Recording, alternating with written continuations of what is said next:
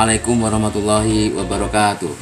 Perkenalkan, nama saya Paryanto, mahasiswa Syekh Nurjati Cirebon dengan nomor induk mahasiswa 22811300622. Dalam kesempatan yang baik ini saya akan menjelaskan atau menguraikan bahwasanya ketika saya mulai kuliah online di tahun 2001, mudah-mudahan akan bermanfaat buat semuanya.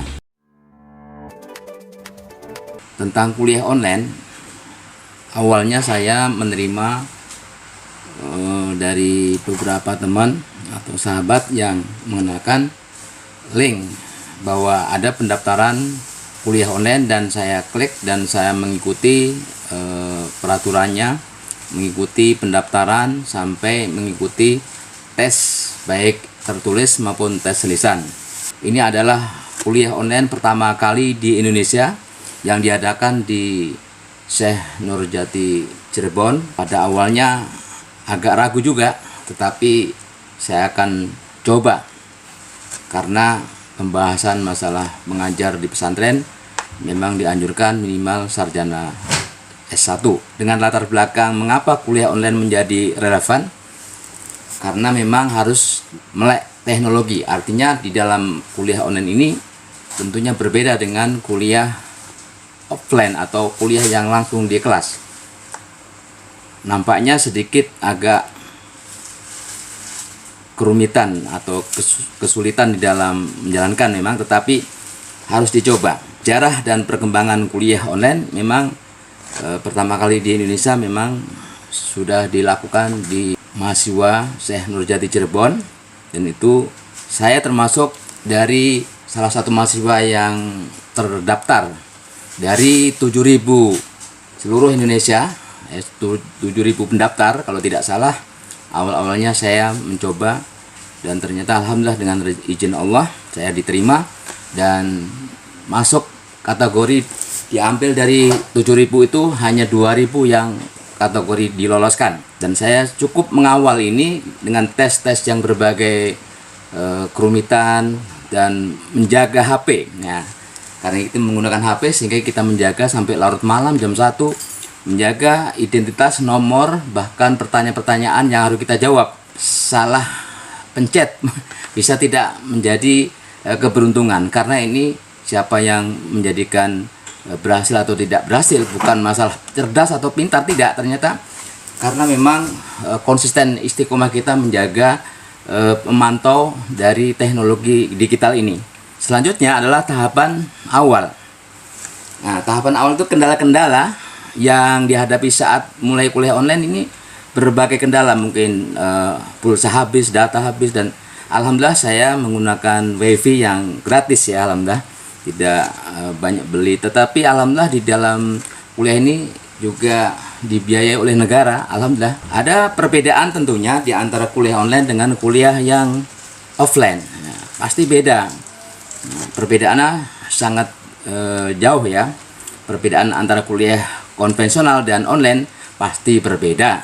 Ada juga yang menanyakan bagaimana tentang pembelajaran, ya tentunya dengan menggunakan media laptop, HP dan sebagainya. Alhamdulillah dengan HP pun bisa menggunakan kuliah online ini. Dan peran teknologi dalam mendukung pembelajaran online sangat dibutuhkan oleh saya pribadi dan teman-teman mahasiswa. Sampai akhirnya saya bisa kenal dengan satu grup, satu kelas sekitar 50 lebih. Ada yang meninggal satu orang, alhamdulillah kita masih diberikan kesehatan sampai hari ini. Platform pembelajaran yang umum digunakan ya seperti kita mengirim jawaban melalui seperti portal, dan kita buka tugas-tugas dan sebagainya ada di beberapa media-media yang kita rasakan cukup membantu, karena ini kuliah online tidak memberatkan bagi yang sibuk seperti saya, pengajar di offline di pesantren, dan bekerja, mungkin ada yang bekerja sebagai tata usaha dan sebagainya. Juga banyak teman-teman kami yang lulusan SMA bisa masuk. Ada juga yang pernah kuliah, ada juga bisa masuk, lolos dan sebagainya. Nah, itu tinggal mengulang saja. Strategi pembelajaran online itu bagaimana? Nah, metode-metode yang efektif dalam pembelajaran online, tip untuk sukses dalam kuliah online. khusus digunakan untuk belajar dan mengajar, atau sebagai dosen, saya sebagai mahasiswa untuk menerima pembelajaran lewat, kadang kita dibutuhkan Zoom meeting atau tatap maya. Dan kadang kalau sudah ditarget dalam satu semester, misalnya 4 kali Zoom, dan di dalam semester itu nanti ada juga diistilahkan sinkronus, atau sinkron itu istilah adalah tatap maya, dan asinkronus seperti media diskusi online. Tadi diskusi itu ada yang Zoom, ada yang lewat tulisan ketik dan kita dikirim, kita ngetik dan sebagainya. Ya, ini tip untuk sukses dalam kuliah online. Kemudian pengalaman pengguna, saya sebagai pengguna, sebagai mahasiswa dan dosen tentang kuliah online, kita kenal walaupun lewat jarak jauh, tetapi kita serasa akrab satu kelas dan dibimbing oleh dosen-dosen kami yang luar biasa. Kemudian tantangan yang dihadapi, solusinya ya kalau kita habis pulsa ya kadang-kadang mungkin mati dalam beberapa jam dan sebagainya, seperti keringanan ya, kalau lambat ngirim kadang lewat WA dan sebagainya. Tapi itu saya tidak menutup kemungkinan untuk selalu disiplin waktu dan disiplin menyerahkan tugas-tugas, dan banyak sekali tantangannya. Kemudian evaluasi dan penyesuaian, evaluasi terhadap pengalaman kuliah online, saya merasakan terbantu dengan pendidikan ini mudah-mudahan sampai akhir, karena ini baru semester 4 dan mudah-mudahan menjadi strategi yang sangat meningkatkan pengalaman saya pribadi dan pembelajaran ke depan, bagaimana kita menjadi orang yang terbaik di dalam belajar. Mungkin ini saja, dan di sini ada audien atau yang ingin bertanya, mungkin ada pertanyaan dari putra kami yang tercinta. Apakah bertanya? Silahkan ditanyakan. Baik, yang pertama, bagaimana pendapat Bapak tentang manfaat kuliah online dan apa perbedaannya dengan kuliah offline? Oh ya, manfaat kuliah online kalau menurut Bapak itu adalah bahwasanya kuliah online itu bisa membantu kesibukan yang sangat padat, sehingga kita mengerjakan tugas itu tidak terlalu seperti kuliah offline, seperti langsung dan sebagainya. Karena ini manfaatnya tentunya kuliah ini diperuntukkan untuk orang yang sibuk, bukan untuk orang yang nggak banyak kerjaan dan sebagainya. Tentunya maka ada perbedaan sedikit, tapi tidak mengurangi nilai daripada belajar daripada pembelajaran online. Terima kasih. Pertanyaan yang kedua, apa saja yang menjadikan kuliah online sebagai sarana belajar itu sebagai media belajar di era digital lebih baik? Tentunya terima kasih bahwa ternyata kuliah online itu sarana media yang lebih baik tentunya bagi orang-orang yang memiliki kesibukan yang lebih padat.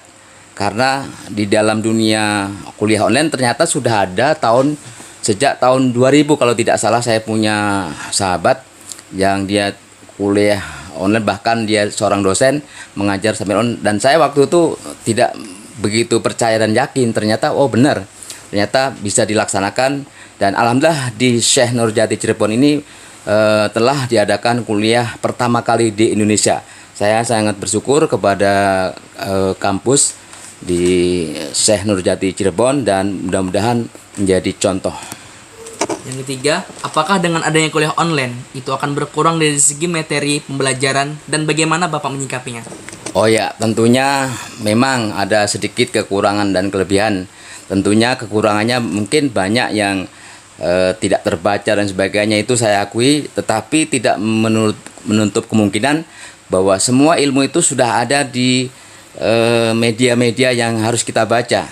Tidak kalah pentingnya di dalam online memang mempunyai kekurangan, tetapi kekurangan tidak membuat saya pribadi dan teman-teman tidak merasakan juga rugi. Bahkan alhamdulillah, selain mendapatkan beasiswa full dan mendapatkan living cost, itu bukan tujuan sebenarnya, tapi banyak yang tersemangati.